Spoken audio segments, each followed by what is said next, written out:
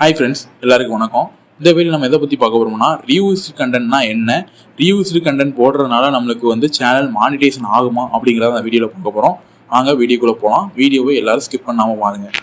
First reused கண்டென்ட்னா என்னங்கிறத பார்த்துடலாம். Reused கண்டென்ட்னா இப்போ ஒரு சாங்ஸ் இருக்குன்னா அதோட கிளிப் எடுத்து அப்படியே நீங்கள் ஒரு 30 செகண்ட்ஸ்க்கு வீடியோ மேக் பண்ணி போடுறீங்க பார்த்தீங்களா. உதாரணத்துக்கு என்ன சொல்லலாம்னா, நம்ம வாட்ஸ்அப் ஸ்டேட்டஸ் அப்படிம்போம் பார்த்தீங்களா, அதுதான். இப்போ சினிமா பாட்டை எடுத்து அப்படியே ஒரு 30 செகண்ட் வீடியோ மாதிரி மேக் பண்ணி போட்டிங்கன்னா அது வந்து ரீயூஸ்டு கண்டென்ட் அப்படிங்கிற மாதிரி ஏற்றுக்கிடுவாங்க. அது வந்து நீங்கள் காப்பிரைட் இல்லாமல் இருந்தாலும் பரவாயில்ல. இப்போ நிறைய பேர் பார்த்தீங்கன்னா EFX டூலு அந்த மாதிரி நீங்கள் கொஞ்சம் சீட் பண்ணியே போடுவீங்க.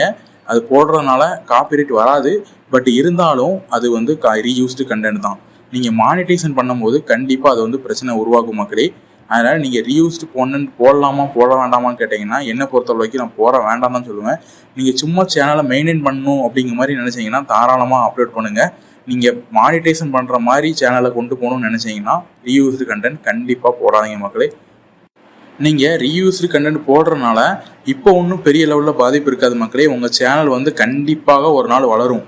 அந்த நாள் வந்து கண்டிப்பாக உங்களுக்கு வந்து ஒரு பின் விளைவுகளை ஏற்படுத்தும்.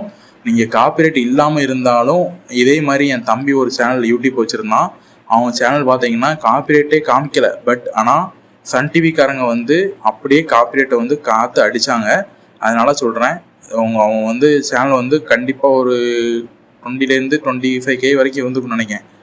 அதனால் அப்போ வந்து ரொம்ப வருத்தப்பட்டுட்டு இருந்தான். அதனால் சேனல் வந்து ஒன் டைம் உங்களுக்கு வந்து காப்பிரைட் ஸ்ட்ரைக் விழுந்துட்டுனா திரும்ப சேனலை வந்து ரீச் ஆகிறதுக்கு கொஞ்சம் ரொம்ப ரொம்ப ரொம்ப கஷ்டப்படணும் மக்களே. கொஞ்சம் இல்லை, ரொம்ப ரொம்ப ரொம்ப கஷ்டப்படணும். அதனால் கண்டிப்பாக நீங்கள் ரீயூஸ்டு கண்டென்ட் அப்ளை பண்ணாதீங்க. அப்ளை பண்ணிங்கன்னா மானிட்டேஷன் வந்து எனபிள் பண்ணவே முடியாது.